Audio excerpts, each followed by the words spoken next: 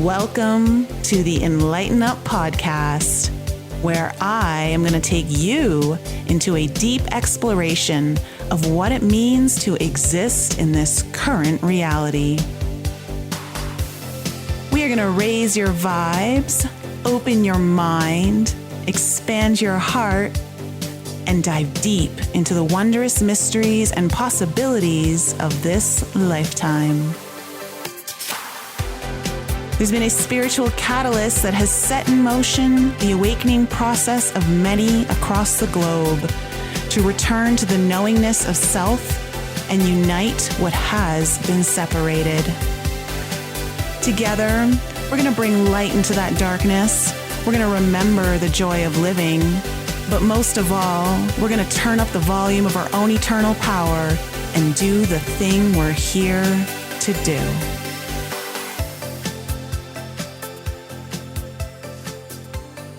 Hey everyone, welcome back again to the Enlighten Up podcast. Today I'm going to introduce you to a brand new guest to the show. She doesn't just talk to the other side, she sees what exists beyond it. And Erika Ristovski is a psychic medium, healer, and multidimensional guide who recently uncovered one of the most reality-bending experiences a human can face: alien contact, as well as abduction. So her story doesn't just stop at memory, it does reach into the body itself. We're going to talk about energetic and physical implants as they have both appeared in her own system and those of her clients, and how she helps others remember. So Erika, welcome to the show. It's so great to have you here. It's been a while since we've dove into this particular subject matter. So I'm excited to explore your experience and how you're helping people who may have experienced the same thing overcome, I guess, some of the challenges that happen with such an experience, as well as just the integration. Yeah, yeah. Thank you for having me. I'm so excited to be here. I'm Erika Ristovski. I'm a psychic medium, as you already mentioned, a spiritual coach, and the founder of Quantum Transformation SL. And I support people, and to the people, sensitive people, to live with joy and purpose. I have a method that is called the Quantum Way, and I support them to reprogram, release like traumas and everything that is stopping them from living in their highest potential. So yes, that's a little bit about me. Love it. I love it. So let's kind of jump in. Have you, before we kind of get into the alien abduction that occurred, have you always had these gifts, like these psychic gifts, since you were a child, or did they kind of turn on at some point in your life? Great question. I always had them since I had memory. I was brought up in a very Catholic family in Colombia. So when I came up, I have all these questions and I was sharing things. There is an anecdote that I don't remember, but everybody remembers and tells me as I became bigger that I was about 4 or something like that. And I told there was a gathering in my home. And I say to my father, oh, this guy, they told me to go and get something in the kitchen. I say, oh, this guy in the kitchen says such and such. And everybody was perplexed, like, what is she talking about? Well, it happened to be that the way I described this person, that I didn't know that it was not a person, it was a worker that it became like a family in my household. Like my family is very welcoming, like with celebrations, with things, with attention. And he passed to the other side. He transcended, and he happened to stay around. But I never met him because when I was born, he already passed. So my father was like, "Oh my gosh!" He tells me that he had chills when I shared that, and he was so confused because, as I said, he was very, very Catholic, the kind of person that will go to mass every Sunday and all of that. So I became aware that what I was experiencing wasn't the ordinary. Like when I shared it in my family, it was not well received. When I became 12, I had an experience that I kind of I understand it now because I didn't have the vocabulary. I didn't understand any of the things that were happening to me. I was just trying to describe them to the adults around me. And it was like an astral travel, but it was spontaneous. I got from school. I came home, I ate my lunch, I went to bed, and I had this experience. And then I woke up from it, but it felt like I couldn't because I was like between these two realms, like half awake, half asleep. And when I finally did, I told the person that was the help in the house. She was a phenomenal woman. She was helping us with the food and cleaning and all that. And she freaked out. She called some other relatives. Long story short, my father was very involved in the church. So he talked to a nun that I was possessed. So it was like the new word for me. I was like, oh my God, there's something very wrong with me. I better not share it. I better don't tell anybody. So they tried to see if it was possible to conduct an exorcism by the Catholic Church. But because I didn't meet up their requirements, I got away with it. But this marked me forever because I understood that I was different. I understood that what was happening to me was not the norm. It was not happening to everyone. So there was not anybody around me that could guide me and teach me like this is what it is. So then we moved to another city. And when I was 17, I went to my first spiritual retreat and I met other people that were mediums, like adults. I was the only younger one with my friend that her mother was involved in all this, like esoteric, yoga, astrology. And they was like, oh my gosh, all this. And I had a like and I had an interest. So she took us there. And then all these grown-ups that have all these gifts. And I'm like, that's the moment that I understood that I was a medium. Before that, I didn't know what it was. I was just like, I'm just weird. So having those gifts, an extra perception of like other beings, not just earthbounds, I became very shy. I was a very introverted person, so I kept it all for myself. I understood that those things you don't share with people, you don't want to freak people out. I was like, oh my gosh, most people have entities. Oh my gosh, what is this? And as a teenager, it was really difficult for me because there was a period in my life of several years that I couldn't sleep. I was afraid to go to sleep because these beings will attack me and touch me and make it impossible for me to sleep. And I was just like, oh, please, the night, don't come because I don't want to go through that. And it was over and over and over again. So at that time, I started looking for help. I started reaching out, like, what ways can I get information to educate this, like what is this? It's like it felt like a curse for most of my life as a teenager because I just couldn't control it. I was just like tapping into everybody's fields. I was reading thought forms. I was connected to multidimensional beings. It was overwhelming. It was very overwhelming. And for 15 years, I studied and practiced spiritism. And it really helped me like elevate morally and also understand who we are as a spirit and the soul like has this timeline that you can exist in multi-dimensional at the same simultaneously and connect to other beings. And I learned about psychographic writing. I learned about remote viewing. I learned to really kind of work with my gifts because I didn't understand and they were just wild. I was what I feel. I was like I was just too open and out of control. So over the years, I have developed my own methods. I trial and error and trying different things, but I'm so passionate about the invisible realm because that's where, in my awareness, everything gets created. So I'm very excited about this work. Yeah, I'm excited to hear more. So, you mentioned that while, going to sleep, which can be very scary, especially for a lot of younger souls who don't have the awareness or knowledge of how to work with their gifts or their sight, their vision, everything. Can you describe what some of these beings, entities kind of look like that were kind of scaring you? Can you? Yeah, there were many looking scary, like what we think of, like an ugly dragon.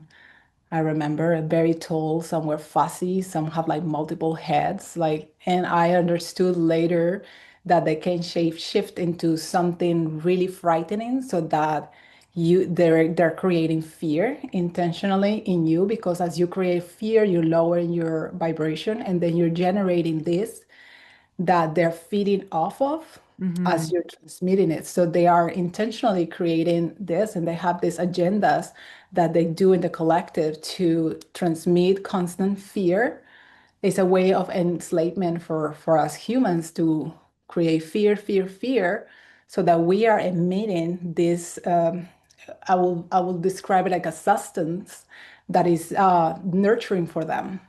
Yeah, it's kind of like I recently watched the movie Monsters Inc., again, and I watched it just with my child. Yes. yeah, so it's very well done in a sense Yeah. of it's explaining exactly that on how, they're screaming to get the children to be in fear, to supply their energy demand, to have like their whole cities run and everything. So it's really interesting. So I would assume too that these entities slash beings are shape-shifting into what they believe you would be uniquely scared of. So, Right. like not just anything, but something really specific for your Mhm. soul. Right, because it's different for everyone. And I used to believe, like before I started having these experiences with clients, because it was started with clients, and then I found out that I happened to me when it's kind of like in pieces. But before that, I used to believe that it was just entities. I was like, entities is everything that is wrong with a person that you cannot explain. I was like, it's entities, and I have processes, and I was so good at like clearing. So back in 2022, after I opened my practice.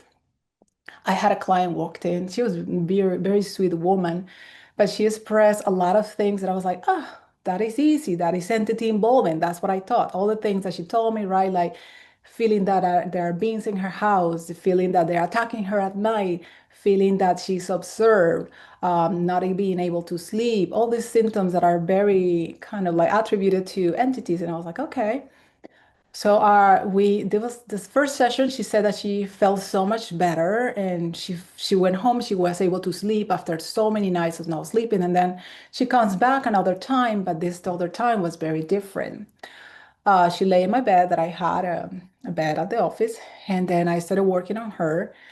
And mediumistically, I study hypnosis, but I don't practice hypnosis. And these visions, and I have this forever, like this is kind of my thing too, that I go to a place and I have a vision. So what happened in that place, if it was a killing or if it was something, like I will get like a visual image, like a movie, kind of like a short movie, like the events, the series of events that happen. And so for her, it was like this series of events that I was like very confused by. And I was like, how do I share this? Because I usually don't share many things. My clients know that I try to stay away from the story because many people just go down a rabbit hole with a story. No. Well, So we'll I talk about that intentionally, after for sure. yeah, I Yeah. intentionally avoid the story, but that time something kept telling me like, share it, share it, share it with her. So it was like her in another timeline with other beings that were non-human at all. They were not human, we were very tall, very different. It was like a lab looking place. And she was part of it. And the awareness that I had as I was seeing things, it was like human experiments to create like hybrid humans to create them intentionally so though they're not connected to their intuition and they're very subservient, they're Okay. obedient. And I was like, this is really heavy. And I didn't feel well. It was like a lot. It was a lot. And I was like, whoa. Then I shared that. She was also not feeling good. Like I could tell that she was very uneasy. And I usually check on people when I notice those things. So we paused. She took water. I kind of shared with her, like, oh my gosh, this is what it showed up. I tried to find the words, but she was like, yes, I know. Like she knew. Hmm. She has been getting these dreams. Has been getting these visions of those events. And I was like, huh, this is very interesting. And then I was like, are you okay? Are you sure you want to stop? And she was like, no, continue. And I was like, okay. And then I continue. And it goes on. And then I start seeing this. The only way that I can describe them is like robotic spiders about this size, different parts of her body. And as I am putting my hands, as I'm finding them and I'm transmitting to them, she starts experiencing pain in those areas, like constricting. And I'm like, oh my gosh, I never ever experienced anything like that. And I was like, what is happening? And then I have a freak out moment in my team. My divine team is like, no, it's okay. It's good. You got it. And I'm like, what is this? What is this? What's going on? And they say implants, implants, implants. And I'm like, what kind of implants? Alien implants. And I'm like, and I'm just there. And I try to conduct the most professional way I could. And then we ended. But she was expressing a lot of pain in those areas. And I was like, you know what? We have already developed this relationship. And I was like, I'm also open about it. I was like, this is what I perceive. And she's like, I know. I know.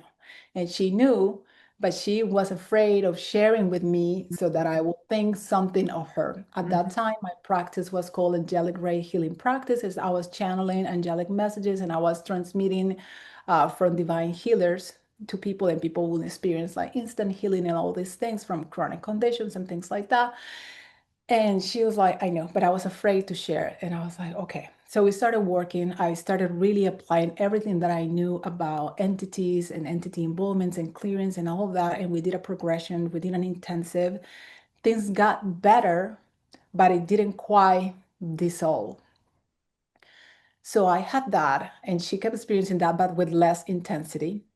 And then I was like, okay, after that, that opened a door for me because a series of events started happening it was so weird. I started channeling different beings in like random times. Like I was washing the dishes and these beings will come through with messages. One morning, I woke up with this very particular name that I don't remember hearing ever. And then I'm like, huh, what is this name? It's the name of a race of entities and of these beings of aliens.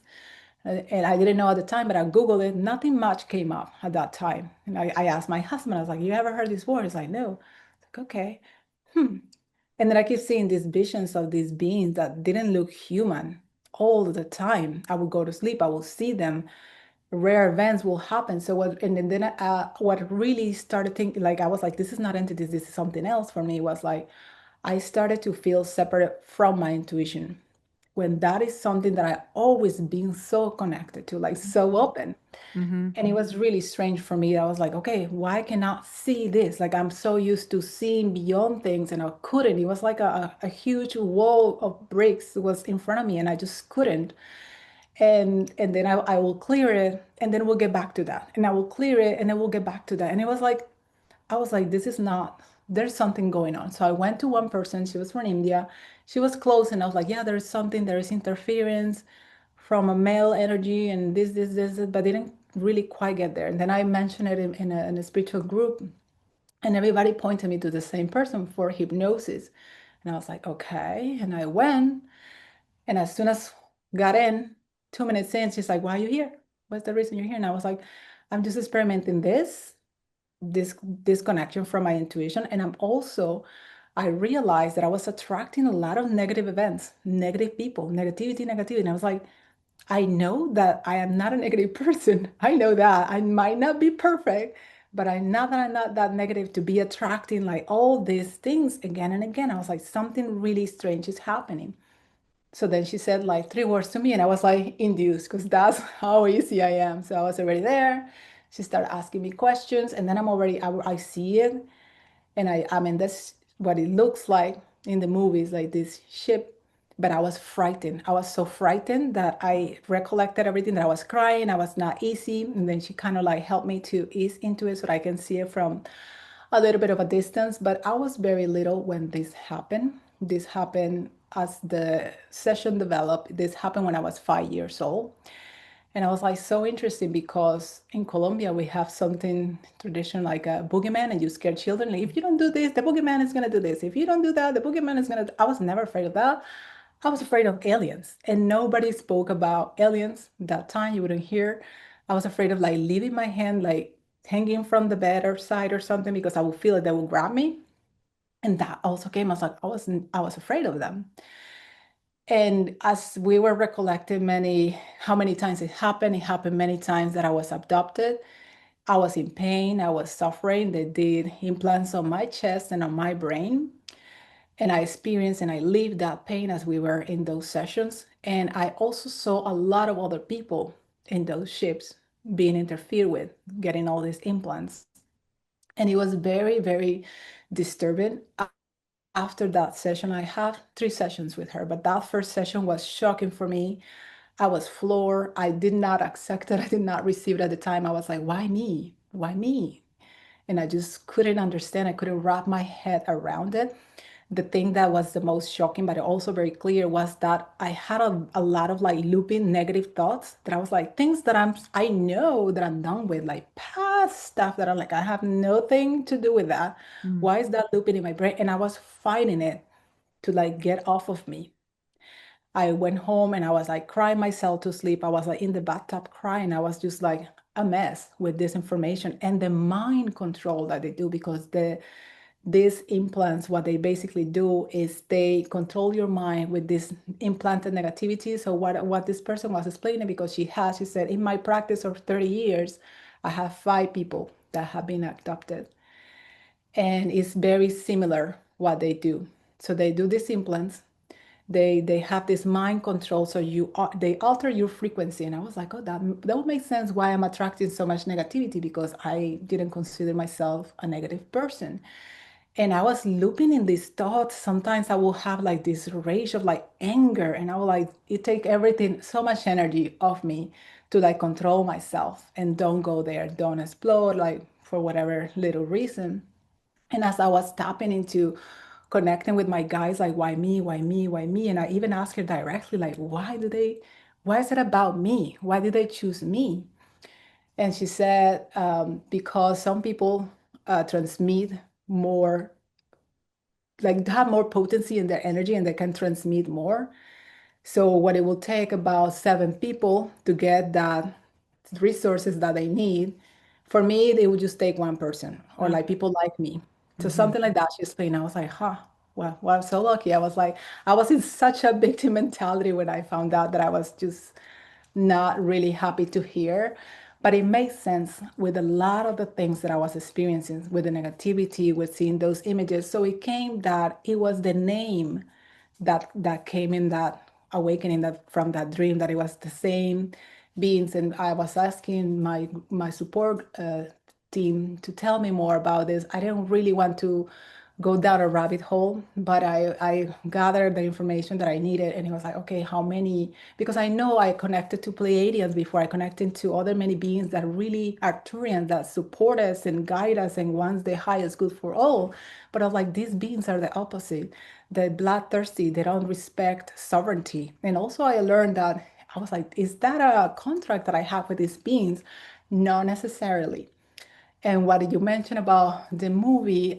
Many of these things happen as you see it. There's so many tricks and universal laws that we're not aware of, that it's kind of like agreeing. So when we see it as a collective, all these things that we see in the media, it's like we agreeing to it. Mm-hmm. And well, not surprisingly, because like we know, especially people that are listening to these topics, that a lot of these entities or beings are behind programming, the governments, the everything that I put out in the media and so forth. So it comes with these intentions to keep us hooked, to keep us not in our power, not connected to our intuition. So when we are in that fear, in that fight or flight response, we're not in flow, we're not connected to the most high. And that when we are, because we all have had like glimpses of it, like here and there, like we are so expanded and feel so joyful and feel so good. But it's like with this, how things are, kind of like program, it's hard to maintain it. And I think people can resonate that it's hard to maintain that frequency that is continual, that you feel good, that you feel expanded, because there is a lot of interference. And in my understanding from my own experience and from clients, it comes from a lot of not just entities as airbounds, but as these ETs. Another experience that I had recently, very recently, I was very surprised. So it was a client that I had, and I didn't remember her, but she was like, yeah, I've been to your office like so long ago, because I no longer have a physical office. And I was like, okay. And she's like, well, this is happening to my child.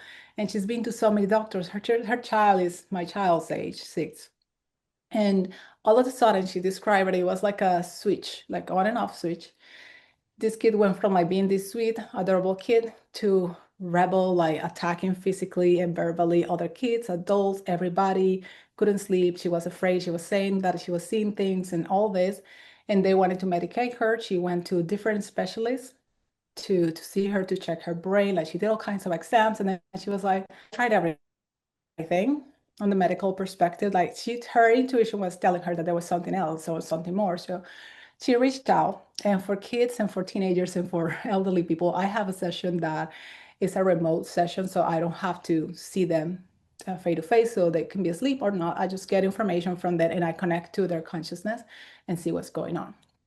So the first time that I checked this child, I was really couldn't believe it. I was almost floored, because this child was also being interfered with. She had implants in her brain primarily, a lot of them. And as this happened, then I became very curious, and I was like, how can this be clear? How can this be removed? And yes, it can be removed. I trained and I received certifications to how to clear it. So I was clearing this kid remotely. And the first session, she noticed a great deal of change. Of course, we had to do more sessions, and we also have to create more harmony in her house so that we can create this field so that they, in a way, cannot reattach. Because this is the thing, like reattachment or reimplantation is very possible. Like Mm. once they find a target, they don't want to let it go. So it's really insidious, and is you really people have to be really discerning that there is something, and they feel that there is something, like really listen to that, because that's how it started for me, and that's how it usually starts with clients. It's like there's something, and you know that it's not normal, you know that it's not right, you know that there's something else happening, and there is indeed. Yeah. So, oh God, there's a lot there that you said that I want to kind of dive into. So, what I wanted to ask you first is, did you notice that you would struggle with maintaining your frequency or moods or attitude before you had that session with the client, or did your implants activate in some way to a stronger degree since that session? Yeah, a little bit of both. I always experience a lot very like intensely, like I'm experience all emotions very intensely, but I that activated something because for me it was like a before and after. I try, like I said, not to really stay in the story, and I don't investigate much. I just like with what I receive and what I feel that is right, it's enough for me. But from that, I started being connected a lot by assistential beings that wanted to support me to get out of that. I check throughout that experience with like four different world-renowned mediums to help me get more clearance with that. And the last one that I had, I was like, okay, this happened and this was very difficult. The people that go through that, and they know how difficult it is, how intense it is, because it's like you fighting with like two yous, Hmm. the nice you and the evil you in a way. It's like, oh my gosh, today I feel good. Today I feel really sad and I hate everything. And it's like, you don't understand. And you know that that's not you. And you try not to be that. But imagine for a child, because that experience with my client's child also taught me that they start very early. They start very early so that you don't develop, right? Like more like a thought that is like, okay, this is this and this is that, and like a more discerning, right? When you're a kid, it's easier.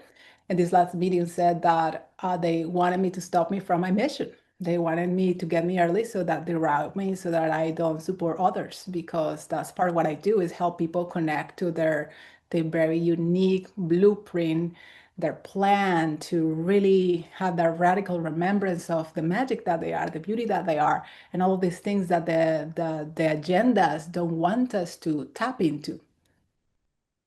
Yeah. So, I mean, it's interesting because, like you said, you were asking, like, why me? Like, why me? And part of the reason is because of the fuel of frequency that you provide just from your own, like, natural frequency, because you're more attuned and can easily, like, um, raise the, I would say, the voltage of whatever frequency, whether it's fear or whether it's love, whatever it is, you can raise that voltage quite high, which is what I think they're attracted to.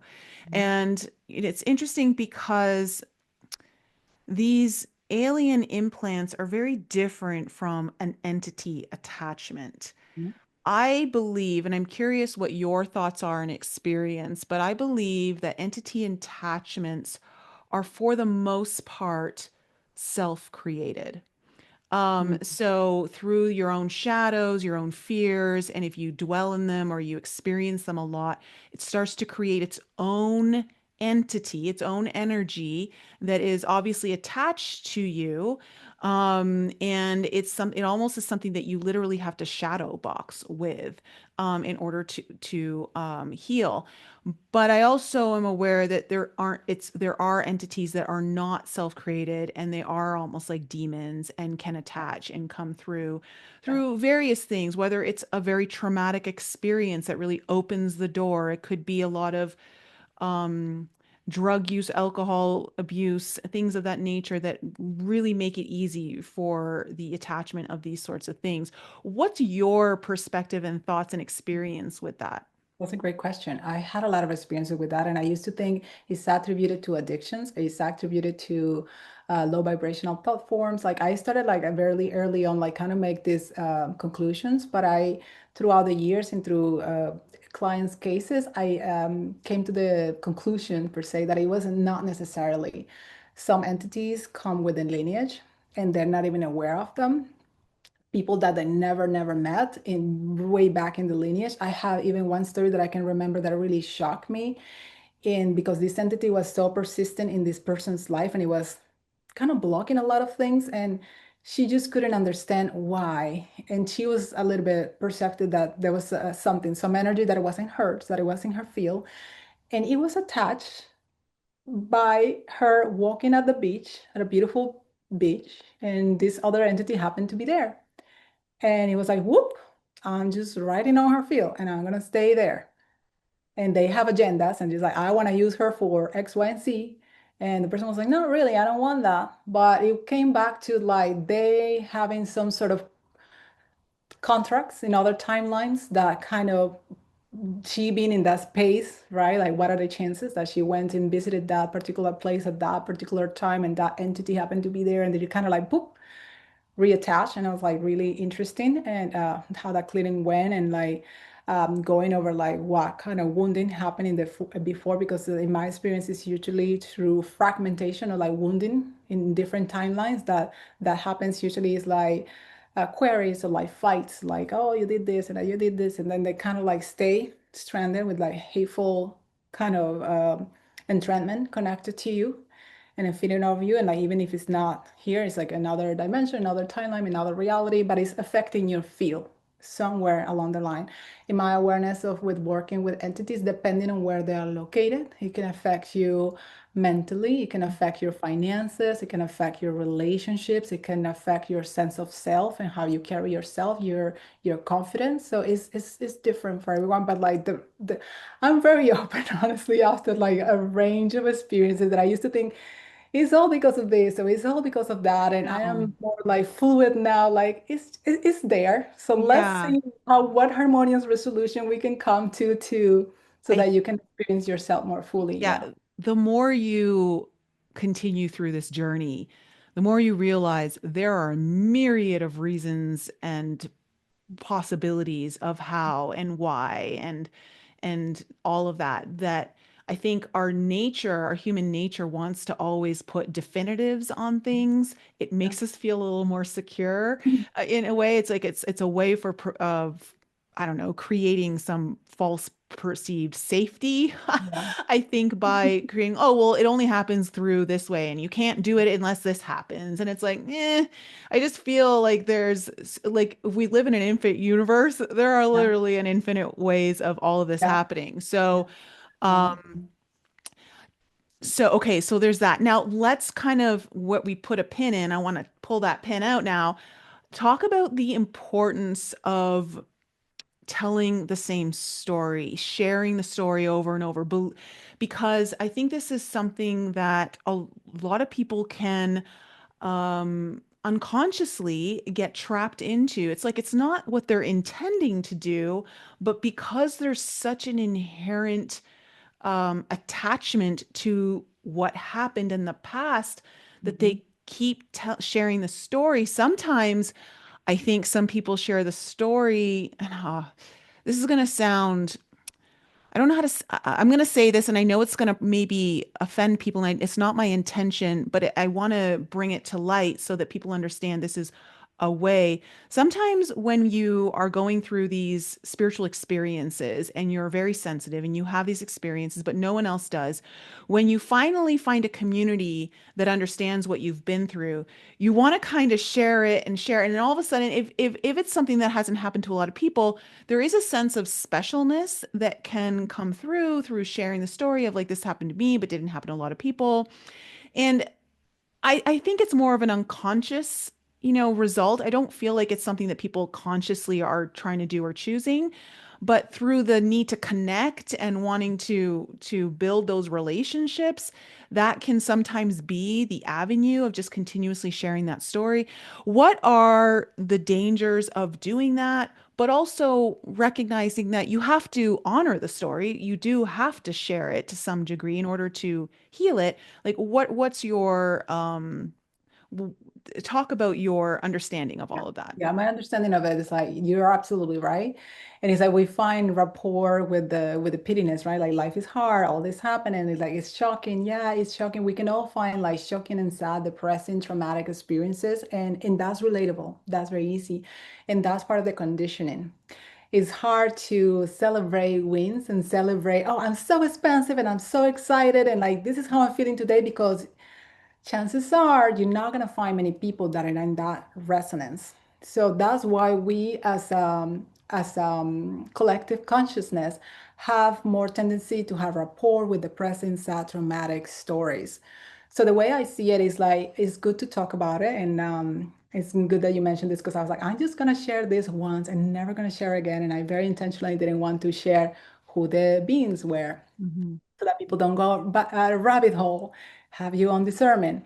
But these stories, I'm sharing it with the intention to open up your mind and open up to other possibilities because I used to think like this is this and this is that, and we can get also in the spiritual world like very fixated and like put like labels and like this is this and this and that and this happens as a relationship to this, but it's not necessarily. So that the moment that we can, I have in my practice that we do these processes, quantum processes, that we see the problem, but we see it with grace, with full presence. And yeah, sometimes it sucks. Like embrace the suck, face it.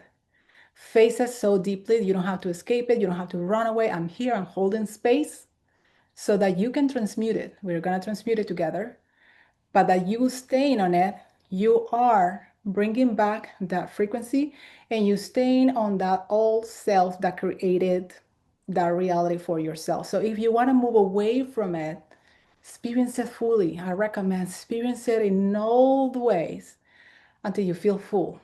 And then put it down, let it rest, let it go to sleep so that you can experience yourself in a different way, because the more that you bring yourself like this happened, and the more that you share, because you're finding this rapport, but you're not only finding rapport, like you bringing that energy to the surface. It's like, oh, poor me, victim, like this happened. Like I remember when this happened to me and I was like in my full victim, and I don't have any shame saying it because I'm human, and I lived it fully in all its glory. But then I was like, I'm okay now.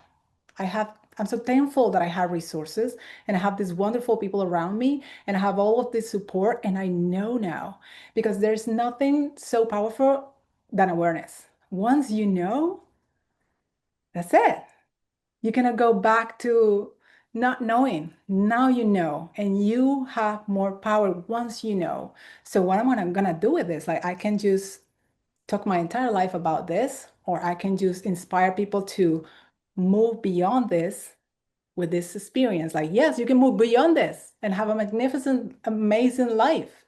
It's possible because many people like to stay in the wound. Like that's why we see majority of people just go outside. They are like depressed and sad, and everybody can talk about their bad stories because that's very common. That's very popular. It's like it's more difficult for people to hold space for a happy, successful, exciting story. Don't you think?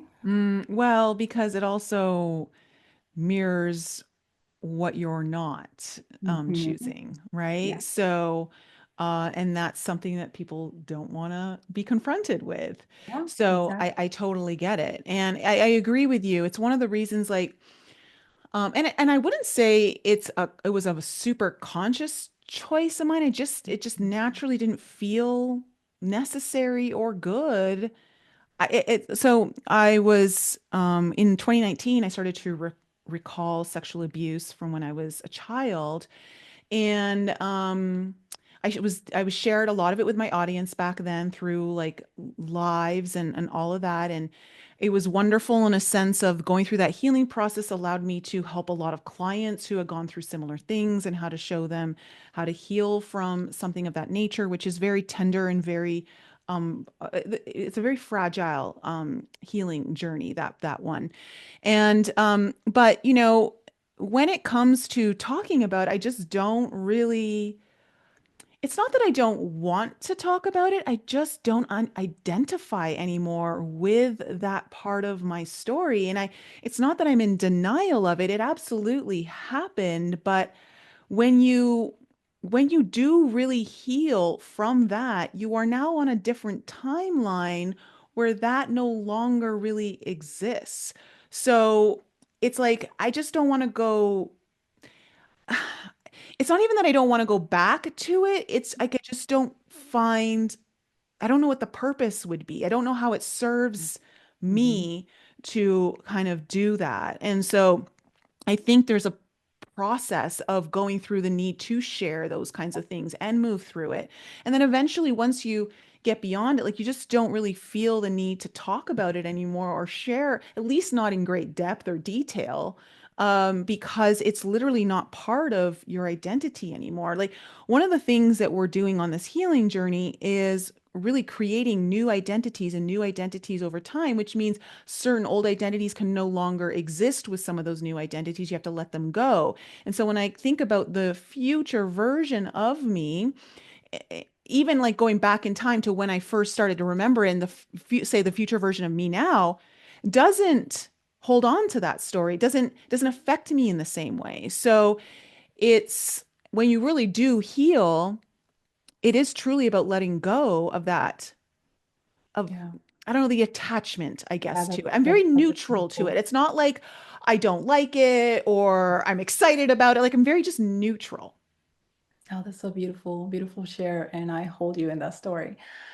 Yes, and that's part of growth. When you meet yourself and all your wounded parts with grace, I also believe is so firmly that we are in contribution with each other constantly. So you facing that and having the courage, because it requires immense amount of courage to share something so tender with the public, with an audience. And that had its time and that served its purpose. So connecting to the people that needed to hear that message and resonate with it at that particular time. But as you move on and as you heal, and that is a really clear indicator that you heal from that experience and you're not that identity and that's not longer your reality. You don't see yourself like a victim, like you usually feel like a victim, like I experienced that happened to me. And rather than, yeah, that happened to me, but I, the way I see it and the way I perceive it is like I transmuted into this self, like I am invincible, like there's nothing that can destroy me, and my soul is eternal. Yeah, my physical body, a lot of things happen, but I have this essence and this strength and this courage, and like it's there. And in my experience and in my awareness of like working with so many clients to now, is that in this physical matrix we intended to have experiences that were quite painful. And people get shocked when we connect and we really see that it was your overall soul, that your domestic self that kind of assigned these experiences that feel like so traumatic and so painful, but they were kind of necessary for you to kind of like, okay, I need to move in this direction, experience this, and then grow, and then do this, and then do that. Because otherwise, if like everything was just great from the beginning, from the get-go, like there wouldn't be any growth, and be expansion. There would not be like curiosity. There wouldn't be like discovery. There would just be like stagnation from what I perceive. Mm. So it's very intentional that we humans go through those experiences. And my perception too is because I'm also a great worker, not just um, a being of light that connects to other beings. It's just like I'm also happen to be a great worker, and that's a lot of responsibility. And like I connect to the land and what's happening in a bigger spectrum, as how we're moving as a collective with planet Earth, with Gaia. And it's like, whoa, like we are accelerating so rapidly and we needed to get it together so fast. But this paradigm of like we need to grow through trauma is changing. I see it with like younger people, like kids that are coming in, that are just like so different souls, that are just like they don't want to attach to drama and they don't want to attach to trauma, and they're like, no, not me, not me. And they don't take it like we take it. Like I was like, oh my God, I was such a sensitive child. I was just like, oh, destroyed by all the things. But I observe kids now and they're just like built out of steel energetically, and they're just like, no, it's not gonna get me, and it's not gonna get me. And they're just vibrating differently. So they're our hope. They really Oh, are. I love that. So I did a live yesterday, and I discussed this on the live, uh, which is when this comes out, it'll be 2 weeks to that. So it's on my podcast, episode 423, I believe. And I discussed this very thing, that what I've, when you go through this journey, you're constantly evolving and learning new truths, new things. And when new truths are coming in, they're kind of dissolving the truths that you believe prior to that and showing, oh no, it's something else. Like, and it's just because as you start operating at higher frequencies, things start to work differently. You start to Mhm. realize all the different choices that you have, right? And so one of the things that I've experienced is that, oh, I don't have to heal through pain anymore. I can actually heal through joy. I can actually heal through ecstasy. Like, what's that? And so that's one of the things that in the last few years, I've really started to shift my approach to healing, not just with myself, but also my clients, and like really like helping them experience what it means to heal through your joy and your ecstasy versus constantly revisiting the trauma. It doesn't mean that certain pain points won't come to the surface and you'll be observing them and maybe feeling them, but the process and the method is utilizing joy, creativity, ecstasy, love, all of that to actually heal. And I don't mean that and some people might misinterpret that as bypassing. Passing, yeah, yeah, This isn't nothing to do about with that. bypassing the pain. You're Mhm. working with your emotions in your field in a very different way. So it's all about alchemizing something. And of course, you can go into the pain and focus heavily on it, or you can use a different method. And I'm finding, it's interesting that you say this with the kids because it really resonates with what I've been experiencing, what I've been seeing. It actually makes me smile really big inside about this, but how um there are obviously we just like there's infinite ways to do something, right? We have a lot of different pathways that we can take to get to the same point. And I'm just starting to realize that there are ways to really do this. So for instance, if I'm having maybe I have like a kundalini activation and I'm feeling all of this love and ecstasy kind of like coursing through my body, and I'm feeling all of this gratitude and joy, and I'm just so in love with my life and my mission, and just being here right now. And I'll feel that, and then all of a sudden I'll just burst into tears from understanding like the sadness that used to be there and what that was, but I'm feeling it from a different angle, if that makes sense. And Yeah, so makes I sense. I don't know. It's like it's a different avenue to pull things out and to heal things. Like, have you been Yeah. working in that way or Yes, experiencing I, that? I love that you mentioned that because I am connected to other practitioners as well that have like similar approaches. And we tend to call this the God Zone. And I also have a long-term program that I call the Quantum Living Way, and it's tapping into this universal energy that we are part of. It's not separate from us. That it's not like you said, it's not bypassing, it's just understanding that we are co-creators with the universe, that you are in so much control of your thoughts, of your energy, of your emotions. And everything happens like because people, I joke with my clients, they like, people tend to say like, oh, but like those things don't happen to you. I was like, yes, they happen to me. I just like who I am as that's happening is different that I'm when I was in my full victim mode, like maybe 15 years ago. It's like completely different. Like I observe it, I see it, and I am more calm, more collective as I'm making a choice to move from that and like what is possible, looking for possibilities rather than staying in the oh my gosh, what am I gonna do? Or like something really depressing happened and you're like, oh my gosh, like these people taste to stay there. So being in like what I call the God zone is this infinite flow of miracles and joy and expansion is where we come from, Hmm. basically. From what I experienced, this is where we come from, and this is what we forget where we're here, part of the programming and all these things happening in this matrix. But we get there by choice, by allowing ourselves to experience that. Because I have clients that tell me what we were just mentioning a little bit ago, that some people have guilt and shame in being happy and excited when all these things are happening in the world, right? And it's like, how can I be so happy when all these things are happening? But like, how can you not?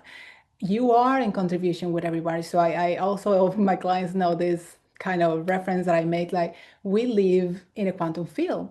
So I tend to describe it like really easy, like think about a soup, right? So soup has all these ingredients. So imagine that we're all ingredients to the soup, right? If I'm salty, if I'm sour, if I'm sweet, if I'm this or that, I'm gonna alter the overall taste of this soup. So what I'm bringing into this soup is gonna affect everyone. So how about I tap into one of the highest frequencies that is excitement and joy and all of these things, authenticity, to to put it out, broadcast it out into the field. What a contribution. What a rebellious act. Like I tend to joke with my clients about that because people feel uncomfortable to be fully happy, fully seen. And like, yes, we get these moments like here and there, but we're like, when we do, we're like, do I keep it to myself? Do I share it? Like who do I tell? And like people in like a spiritual circle, like we understand it, but like outside of that, it's really tricky for people to understand it or like resonate it because many people, I believe, are in that, oh, I'm stuck and there's no way out. And like what is gonna be? What's the point kind of energy? Hmm. So yes, definitely accessible more than we think. It's just like by choice, like by Yeah. deciding that I want to connect and I want to be fully me. Hmm. And this is one of like, so I do work with mushrooms, so guided journeys and things of that nature with my clients, um, whether it's privately or through a retreat. And one of the thing, and even just in my own journeys with it, I think one of the greatest gifts of mushrooms is not so much like the amazing visions and all of that that you can, and obviously like the heart opening that can come with them is so wonderful. But I think one of the greatest gifts is how much laughter mushrooms can bring. And this is forever. This is why I've always loved them. Like even when in my 20s, when I would just use them for fun at like, where there'd be like a cottage weekend and we all go at the cottage and like maybe have a few and just laugh and giggle and all of that. But in ceremony and healing, when even at the retreats, what I loved about it is that it allows you to look at the pain from a place of giggles, from a place of laughter, which I know sounds so like it sounds like such a paradox, right? And it's like, how is that even possible? But I mean, I think we take things so seriously. Mushrooms really kind of take us out of that human need to be so serious about everything and take things so literally like feeling like, oh, this is so permanent and this is so real. And of course it is real to some extent, but it's not like, and so I just feel like I think one of the greatest gifts is that ability to really kind of remove our need to attach to the pain of something and really kind of see the silliness of it Mhm, all, like and like you said, like that's why I feel like laughter is a much higher frequency than even love.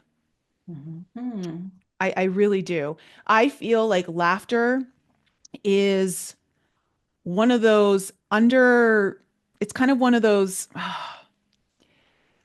I feel like it's going under the radar in the spiritual community as one of those frequencies that will shift things so freaking fast. That's why I think comedians are one of our top healers in the world, yeah, through a completely different medium than what we consider to be healing.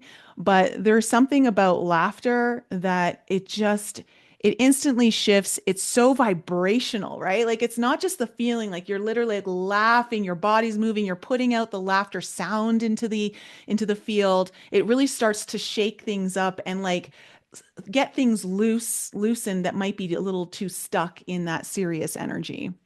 yeah, yeah, definitely. I love that, like laugh therapy. I, I Yeah. I know a practitioner that does something along the lines of like laugh therapy, and that's what I was thinking. And like, yeah, there's like people are discovering these avenues of like the seriousness, and the way I see it is like, yeah, when you're not so when we use this plants or these mushrooms or whatever it is to like alter you so that you are more connected to source. It's like when you see it from the monadic perspective, it's like, ah, you little human, you're like suffering about this. It's like all the timelines that you have that is nothing. And it's like when we can see it with like a little bit of humor, because yeah, like you said, we can be so serious, especially when it comes to healing. Like what I see too is people are on this endless healing loop that I need healing and I need healing for this. And I'm like, oh, how many past lives? Like, it's like, okay, like there's space for that, but it's like you can also experience your highest timeline now, today. Like, just make that choice and allow yourself to experience it because we feel that we need to reach a pinnacle of like, I'm just super healed. And people are just like racing towards it, and it can become like a like work. It feels like so much work, and it's like it doesn't have to be. Hmm. It doesn't have to be the moment that we recognize how powerful we are and just like observing everything. But like, okay, one of the things that I always recommend to people is like, was like, what is quantum light? So it's just make inventory in your life and see the things that are working great, and also see the things that are not working so well, and ask for divine guidance. Ask for like, how can you transform that? Because in my belief, when we are approaching the quantum, when it's like what you observe grows and changes. So if you're really not like, oh, downplaying it, it's not happening, trying to escape from it. But if you're like, I'm aware of it, so how can I move beyond that? When you have that focus, you start getting kind of gut feelings of like what to do, who to call, where to go, what avenue to help you move from it. Because we tend to, like we were talking earlier, like we have rapport and complaining. Complaining is like the most, I think that the most popular frequency in this planet. It's like everywhere. It's like if we were like radio stations and like tuning into like what's playing, it's like complaining. What's playing tomorrow? Complaining. It's like the most. Yeah. Yeah. Oh my Yeah. God, it's completely accurate there. So okay, before we close up here, there's a couple things I just want to kind of go back into that I wanted to ask you earlier. Um, what are the different kinds, and if there's any that like what might even be the craziest kind of implant that you've observed, whether it's been in you or other clients, and also when you're doing any kind of implant removal from the energetic field, um, are you experiencing any kind of backlash from the implanter? Mm. Yes, when I had this first client that opened up that what was new to me, yes, I was very uneasy. I was very nervous. I was just like, didn't know what to do. I had to ask for a lot of like backup support from my spirit team because that was something different. That was something that it didn't feel good in my body. My clients know that I feel things in my body many times. That's how I sense feels and read information, and like I experience them. I experience the pain. I experience all of the things.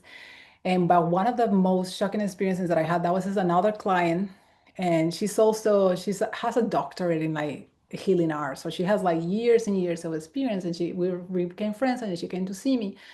And then this was this loud sound when we remove it. It was like a very sparkling. I'm thinking about the word, this sparkling drink that you just like remove the cork and it Oh, sounds okay. Yeah, yeah. Like a champagne pop like a or champagne. It was, she heard it, I heard it, it startled me, and it was the most, I can still feel the sound as I am mentioning this. It was like very, very, very there.